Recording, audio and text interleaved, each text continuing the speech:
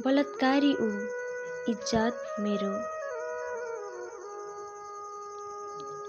प्रतीक्षा र मेरो कलेज समय फरक थियो।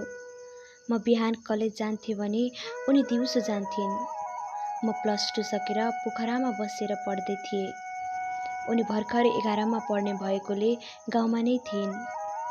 केही दिनदेखि म हल्का बिमारी थिएँ, त्यसैले क्याम्पस नगई रुममै सुतेको थिएँ। प्रतीक्षा र मेरो प्रेम सम्बन्ध सुरु भएको केवल 5 महिना जति बितिसकेको थियो। बिहानै उसले मलाई मेसेज गरिन्। कस्तो छ अहिले हजुरलाई? म हल्का रोमान्टिक हुन खोज्दै, सायद तिम्रो केयरिङले होला, अहिले अलिक ठिक भएको महसुस गर्दैछु। है पागल? हो के साँच्चै? अनि तिमी उठ्यौ? उठे। हजुर जस्तो अल्छी हो र? उठेर चिया खाए, घरको काम नि गरे। अब एकछिन पढ्नु छ। खै त मलाई चिया। चिया त छ, तर जुठो मात्र है। खाने भए आउनु घरमै। नखाने जुठो त माया बढ्छ भन्छन्। के भो त माया बढेर? आखिर जीवनभरि साथ बस्ने मान्छे त हुने हामी। है के जानेको छौ? पढ्ने भने होइन? पढ अब। हुन्छ। अनि हजुर बिमारी छु भन्दै नसुत्नु। उठेर फ्रेस हुनु है। हजुरको जो आज्ञा म्याडमजी। ल बाई। म कलेज जाने बेलामा एसएमएस गर्छु। ऊ आफ्नो पढाइ गर्न थालिन्। म उठेर फ्रेस भएँ अनि खाना पकाउन थालेँ। फेसबुक हेर्दै खाना पकाउन थालेको कति चाँडै पकाएछु। समय पनि 9:15 भइसकेछ। कान्छो, म कलेज हिँडेको है। अनि सरी ल, टाइम नै पुगेन। होमवर्क धेरै थियो, त्यसैले एसएमएस गर्नै भ्याइन। हुन्छ, जाऊ। हेभ अ क्युट अनि मजस्ते डे है परी। सेम टु यु कान्छो, एन्ड आई मिस यु। यति एसएमएस गरेर म खाना खान थालेँ। निकै दिनपछि केही फ्रेस भएको अनुभव गर्दै थिएँ, त्यसैले एकछिन पढ्नु पर्यो भनेर बुक खोलेँ। फोनको घन्टी बज्यो। कान्छो, रुँदै गरेको आवाज आयो। के भयो परी? किन रोएको? अनि कलेज? कान्छो, ऊ रुइरहिन्। उसले कान्छो बाहेक केही नबोलेसी मेरो मनमा अनेक प्रश्नहरू उठ्न थाले। उसको परिवारलाई हाम्रो बारे थाहा भयो कि? सहजै स्वीकार गर्ने प्रेम थिएन हाम्रो। अन्तर्जातीय प्रेम हाम्रो समाजमा आज पनि स्वीकार गर्दैनन्। यिनै सम्बन्धी धेरै प्रश्नहरू उठे मेरो मनमा। परी, व्हाट ह्यापन? के भयो भन न? मेरो रेप भयो कान्छो।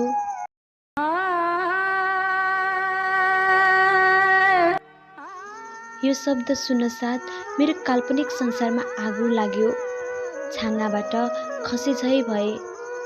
जमिन भाँसे झै अनि वरिपरि सबै घुम्दैछ जस्तै लाग्न थाल्यो।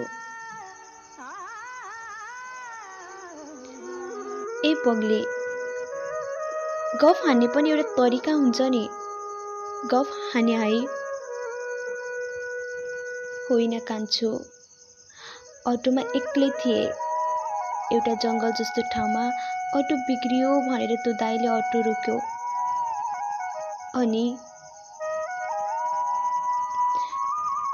उनी झन रुन थालिन्। त्यो सुनेर म पागल जस्तै हुन थालेँ। आँखाबाट आँसुको धाराहरू बग्न थाल्यो।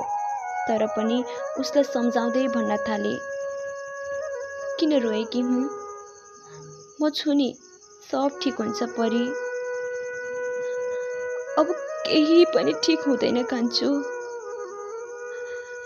यो समाजले मलाई के भन्ने हो, कस्तो नजरले हेर्ने हो, मलाई सम्झँदै डर लागिरहेको छ। नडराउ न, केही हुँदैन। समाजको पीर लिँदै नलिय, साथ दिने म छु। अनि यो कुरा कसले सुनायो? घरमा फोन गर्ने हिम्मत भएन, त्यसैले हजुरलाई गरेको। घरमा खबर गर, म अहिले हिँडे यहाँबाट।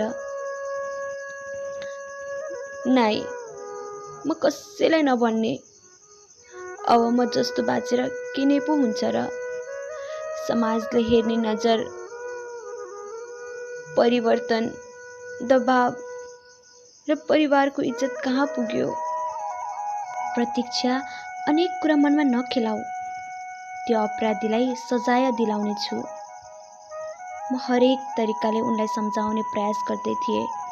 ऊ हरेक पल्ट भन्थे, नाइ, अर्को विकल्प छैन, अब म आत्महत्या नै गर्छु। आत्महत्या नै सबै समस्याको समाधान होइन र इज्जत तिम्रो होइन त्यसको गएको हो। अनि भोलि समाजले स्वीकार नगरे के भो त?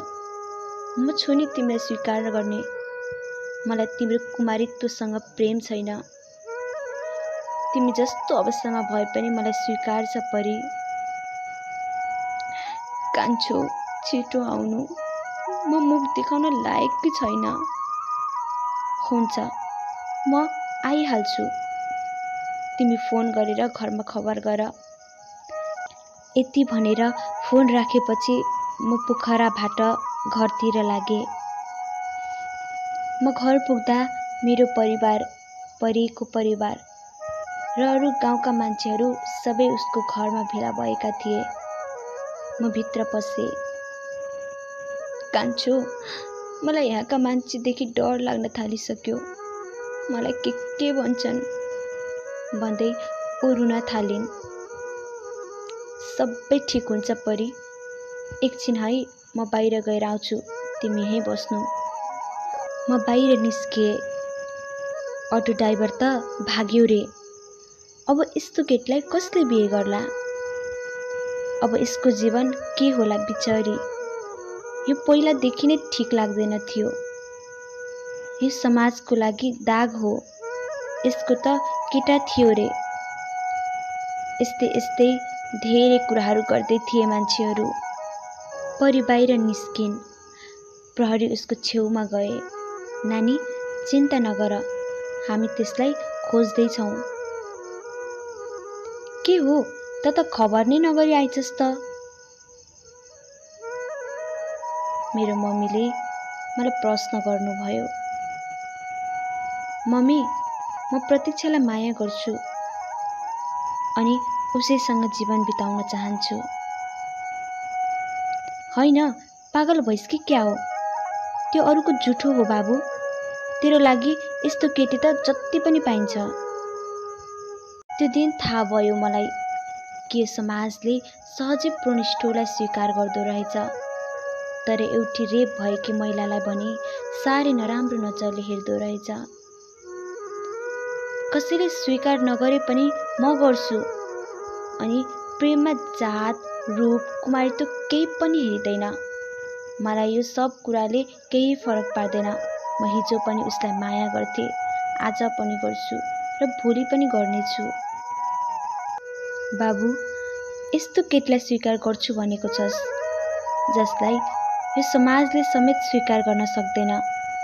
अनि हाम्रो परिवारले कसरी यसले बुहारी भन्ने, कसरी स्वीकार गर्ने? मलाई केही थाहा छैन। म उसलाई यो अवस्थामा छोड्न सक्दिनँ। परिवारले स्वीकार गर्न नसके म परीलाई अन्तै लिएर जान्छु।